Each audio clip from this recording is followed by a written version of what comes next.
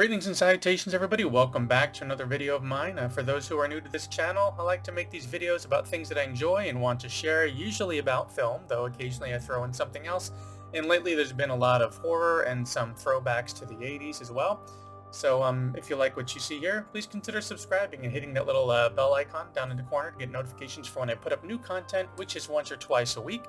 Stick around to the end and check out my back catalog, see if there's anything else that you like, and share both this video and this channel around, as it really helps out a lot. Okay. Now that that's all out of the way, I have a more current film here that just dropped this weekend. A new installment in a franchise that has kind of been a bit troubled over the years, which is Hellraiser. So I've been a Hellraiser fan since the 80s. Kind of stopped being a fan somewhere in the 90s. I really enjoyed parts 1 and 2. They're still some of my favorite films. I thought that part 3 was so-so, and part 4 the same. It was so-so, and probably that's enough. Just go ahead and stop the franchise at that point. And of course, that didn't stop them. I think they made like 48 other films after that, 4 of which I had seen and wasn't very impressed with. They just didn't really work for me. So I just kind of left the franchise after that point, and has always hoped that someday maybe I'd get something more that would actually work well. So a little while back, when it was announced that a new adaptation was coming, not a sequel but another reimagining, from Clive Barker's work, and this time with Jamie Clayton, who I was already familiar with from Sense8 and had been a fan of because of that. With them taking on the role of Pinhead, I was on board of that. I just wanted to, I was ready to go into it, and I was excited to see what they would bring to it this time, what they're going to change about it, and how Jamie would do in this role that is so iconic.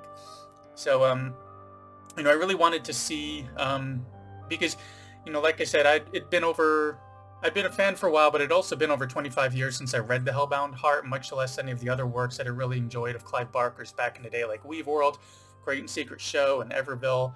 But from my recollection of the way that Barker had described being such as Cenobites, not to mention all the crazy stuff in books like Magica, was that they really can kind of be up to interpretation, because it's kind of pulling from all these other aspects that don't necessarily fall in line with the fact that one actor can portray it one way. I really feel like they're open for reinterpretation down the line.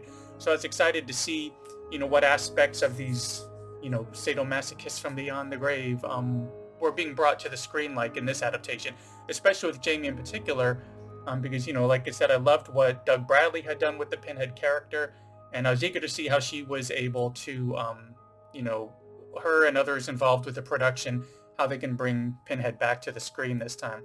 But anyways, kind of rambling on there. Before we even go any further, let me just read the synopsis for this, which is as follows.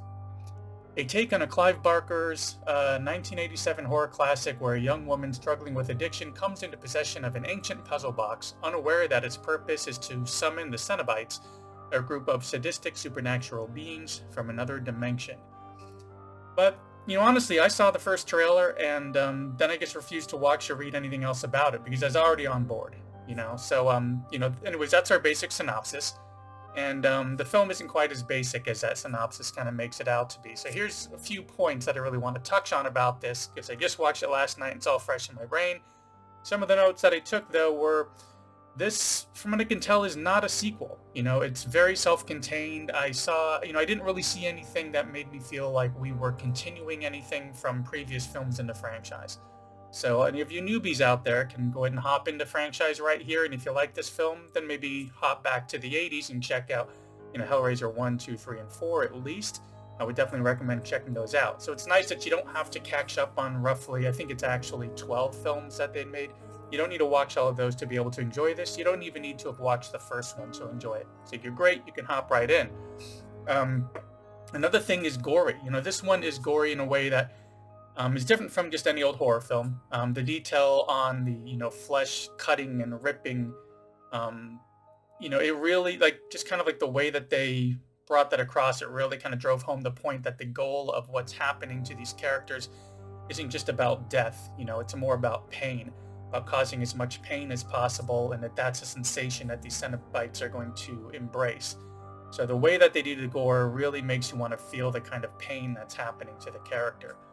Another thing is time. You know, you need to really give this movie some time because there are a few points, maybe three throughout it, where things kind of lull for a bit, kind of like to stop and take a breath, maybe some exposition, and then it slowly ramps back up.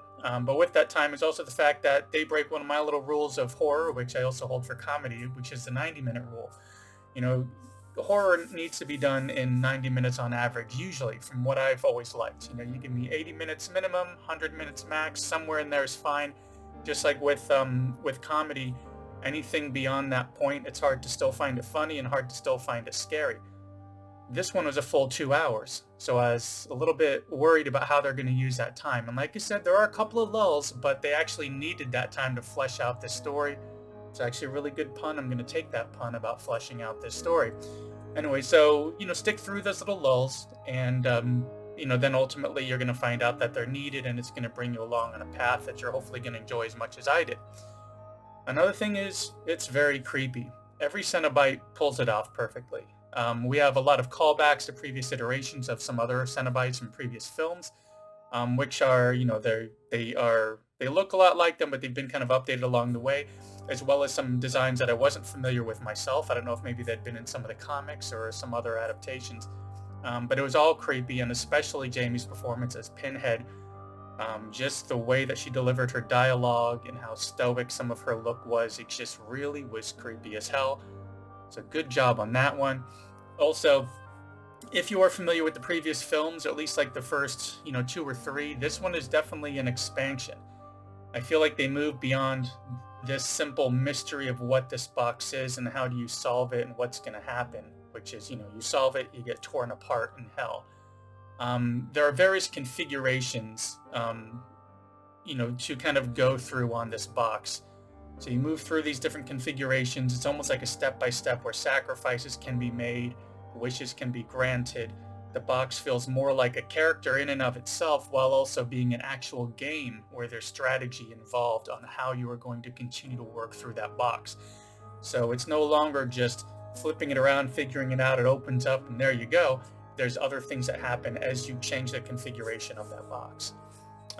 Yeah, anyways, you know, honestly, I feel like everybody involved in this production, they kind of took the core of what Barker had built upon in Hellbound Heart and in the first few films, and then he just built upon it, like kind of going past, like they studied past interpretations as well as comic inspiration, and they just kind of tied all of that together to update it in a way that makes it very accessible to new viewers. Because although I'm a fan of Hellraiser, it's really hard to get people on board, you know, with any franchise if you are just going to say, well, here's film number 13. It's hard to get people to want to actually catch up through all of those.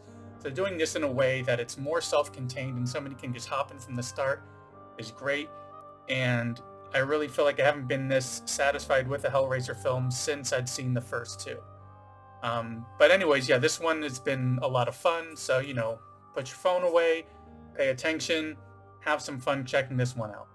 And speaking of checking out, thanks for checking out this latest entry. You know, this film is kind of tricky to classify as a remake since it feels more like a reimagining, because they still had so much other stuff that they pulled from the previous films and work that even like the soundtrack has really been put together well.